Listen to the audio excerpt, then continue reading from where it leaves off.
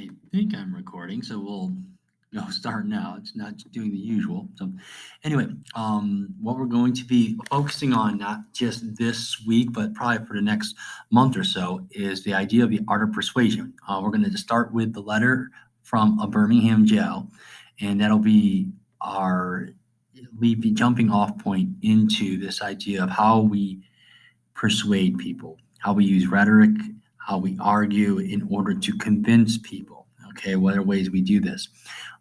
In this seminal document by Dr. Martin Luther King Jr., and we'll see in it how he uses persuasion in different forms of rhetoric in order to get his point across and to make it effectively.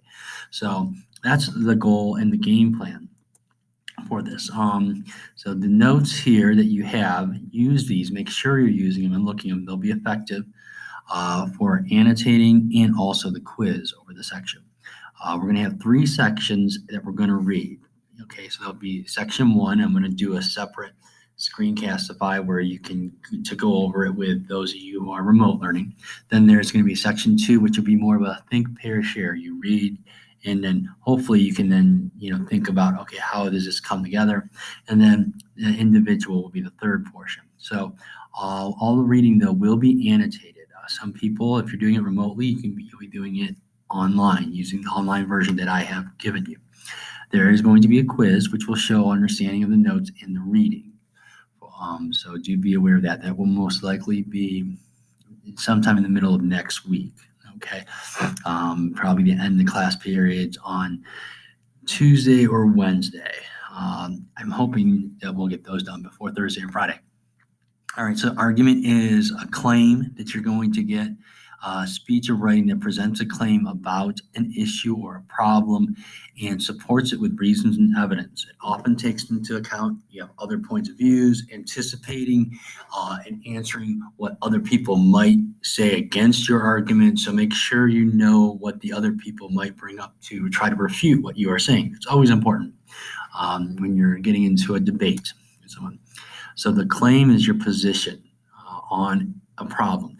Now, in the letter from a Birmingham jail, Martin Luther King makes more than just one claim. There's quite a few. He's taking various positions, and he is then proving his point on these positions. Remember we've talked about thesis. You're going to create a thesis sentence. Martin Luther King, okay, what is this expression of the claim? What is it trying to support? Good ways in which you can support a claim. You can use facts. Quotations can be important. Examples, statistics, personal experiences. Martin Luther King goes into probably some of his more powerful arguments here with these personal experiences. And then, he gives you facts. He gives you examples that back things up, okay, as he's going through things. The argument, how you structure an argument, what's the claim, what's the evidence to support this. Okay, I understand that there are those who are, might be on the other side, but then let me tell you what, the more important things that I have going here, and my argument is going to supersede that. And then the recommendation, what should the audience think or do? You have the 3 types of appeals, which we've been talking about sporadically throughout the year. So hopefully you remember logos, logical, appeals to readers' reasons, rational thinking. Okay, this is where you're going to get your facts. Your emotional, pathos. You're on the pathos there, the appeals to your feelings.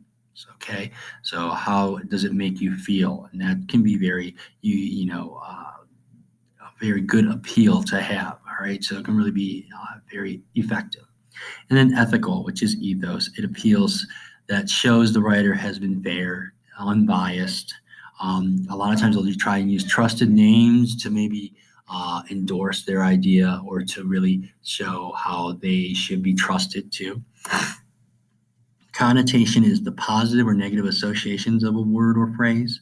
For example, aggressive, assertive, domineering, dynamic, pushy, and forceful basically all mean the same thing. In essence, they're all synonyms. But when you look at them like dynamic, who doesn't want to be dynamic? There's a positive connotation to dynamic. Now, pushy, on the other hand, no one wants to be pushy. There's the negative connotation. So that's what we're talking about with connotations. Denotation is the dictionary definition, so what the dictionary says. Okay, So that's the difference between connotation and denotation. Power of rhetoric. 100 years ago, Abraham Lincoln signed the Emancipation Proclamation. This legislation brought hope to slaves who had been mistreated. It ended their captivity. So it's to the point. It's just not memorable right there. It gives you your information, and there you go. So it's not memorable, and if it's not memorable, it's hard to be persuasive. Now, listen to this. 50 years ago, a great American in whose symbolic shadow we stand today signed the Emancipation Proclamation.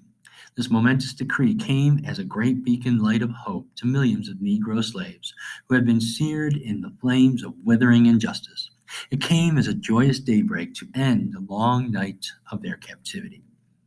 So both of these are saying the same thing. One of them is more effective. In this one here, you have your allusion, 50 years ago, great American, to Abraham Lincoln. You have your wonderful metaphor there. It came as a great beacon light of hope, to the Negro slaves who had been seared in the flames of withering injustice. A joyous daybreak to end the long night of their captivity. That figurative language there is so rich, and the imagery that it provides is very vivid, and it sticks to the reader a lot more effective than the previous one. When using rhetoric, it is good to use, if you can use some figurative language that makes the point. And figurative language also is great because it'll give you an image with it. So, the similes and the personification, when you give something an inanimate object, human characteristics, living characteristics, metaphors can be very impactful. 100 years ago, the life of the Negro is still sadly crippled by the manacles of segregation and the chains of discrimination. 100 years later, the Negro lives on a lonely island of poverty in the midst of a vast oceans of material prosperity. So again, the effectiveness, these metaphors, the manacles of segregation, the chains of discrimination, that personification, the lonely island of poverty in vast oceans of material prosperity. Okay, so that's so rich, and the imagery that comes with that really is effective. Rhetorical questions designed to evoke thoughts in the reader. They're not designed for you to just start answering them. They're designed to get you to think. There are those who are asking, the devotees of civil rights, when will you be satisfied? So it's not asking for you to just start writing down your answer to that and then mail it to Dr. King when he says that. He's not asking that. It's for you to think, okay, when will this end? Okay, in your head. Okay. Allusion is an indirect reference to a well-known person, place, event, historical time period, or literary work.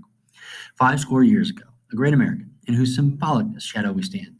So, of course, they're talking about Abraham Lincoln. Honestly, who else has used the word score and counting years? Okay, that's therefore that the phraseology there brings forth in your mind this idea of Abraham Lincoln. And repetition, that pattern of three, they'll sometimes call it. Beginning of sentences, it's an anaphora.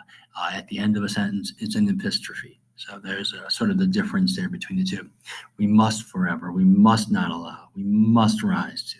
So that cements this in the reader's head. And again, this needs to be purposely done, not just done, it doesn't just come about, without a sense of purpose. They're trying to get you to think about this and really make their point even more solid there. Okay, and memorable. Parallelism is a structural pattern.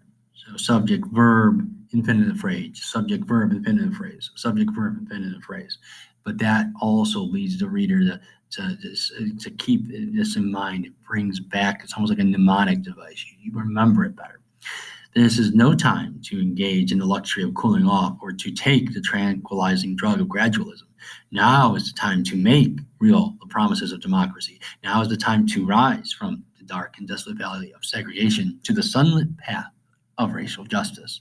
So it's that structure that is repeating that catches the reader's eyes and also their ears if they're listening to it. Antithesis is just juxtaposing these opposite ideas, putting them side by side to emphasize their differences. So 1963 is not an end, but a beginning. So we have end and beginning there, and that is emphasizing those differences. This is a nice YouTube video. Not nice, I don't know. That probably isn't the right wording. I'm sorry. This really gives you some pretty good background information. So we're going to watch this right now. I probably should have the volume. Oops. So we are not going to watch this right now. We're going to escape, and I'm going to put the volume up so you can hear it. And I say segregation now, segregation tomorrow. And I say segregation now, segregation tomorrow, and segregation forever. To Alabama Governor George Wallace, the continuation of segregation was a solemn promise. To Martin Luther King, it was a scourge he vowed to overcome. In the city of Birmingham, the Reverend Fred Shuttlesworth, whose church and home had been bombed because of his activism, began a campaign to integrate the downtown shopping district. King joined him in March of 1963. They both expected an extreme response from Public Safety Commissioner, segregationist Eugene Bull Connor. One of the good fortunes of the civil rights movement were its enemies. Where could you find a better enemy than Bull Connor of Birmingham? King submitted to arrest on April 12th, Good Friday, to draw maximum press coverage. Attorney General Robert Kennedy had asked King to avoid confrontations with police, wanting to pursue civil rights gains through the courts, not the streets. Dr. King said, Mr. Attorney General, I can best serve this country and my people by focusing on the evils of segregation. He said it's a corruption of the society. It's a corruption of the soul. Sitting in his jail cell in Birmingham, King wrote about that corruption. He responded to an open letter that appeared in the Birmingham News that same day. It was titled A Call for Unity and was signed by 8 white clergymen. Their appeal made reference to outside leadership, calling the protests unwise and untimely. King wrote in the margins of that newspaper, I am in Birmingham because injustice is here. He went on, Birmingham is probably the most thoroughly segregated city in the United States. Its ugly record of brutality is widely known. The sentiments King expressed in the letter had already made an impact on students who had committed themselves to civil rights activism throughout the Deep South. We were greatly influenced by Martin Luther King Jr. and the philosophy and the discipline of nonviolence. But we didn't like the tempo of change. We wanted to speed it up. On May 3rd, students re-energized the campaign. Some were in high school, others were even younger. The Birmingham campaign became known as the Children's Crusade.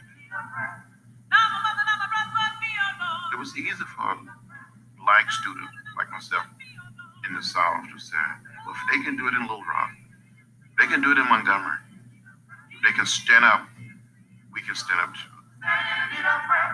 Connor and the police represented. When Bull Connor ordered the police to disperse the protesters with dogs, it was clear this was a real battle, a violent confrontation.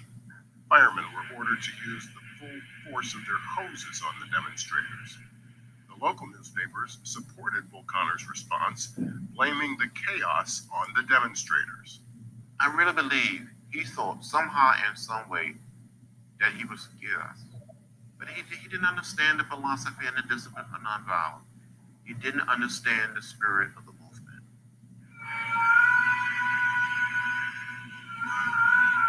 Television and newspaper reports captured the brutality in Birmingham and showed it to the whole nation.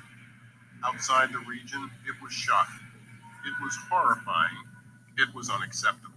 It brought the civil rights movement into people's homes, with many American families watching the 6 o'clock news in such a way that it simply just couldn't be ignored.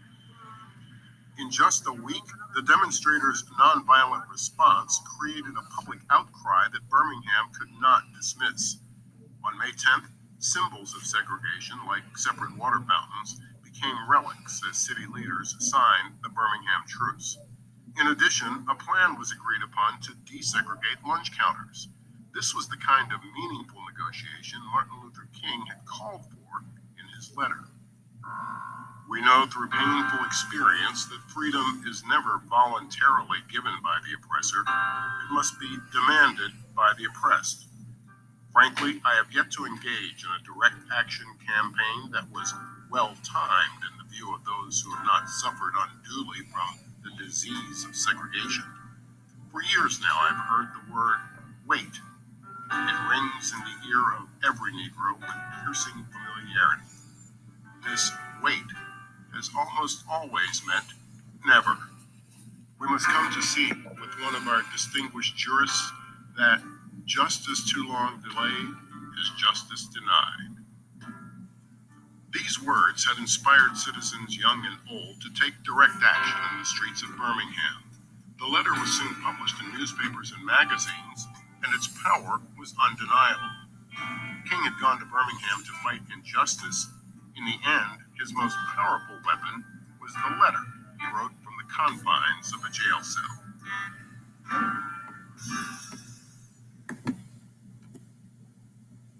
Okay, so very powerful. And also, as we read the letter, you'll see the power behind those words that Dr. Martin Luther King expresses. Just very brilliant.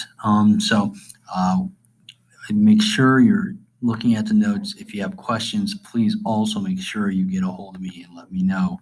And I'd be happy to help you in any way possible. So have a great day, everybody, and talk to you later.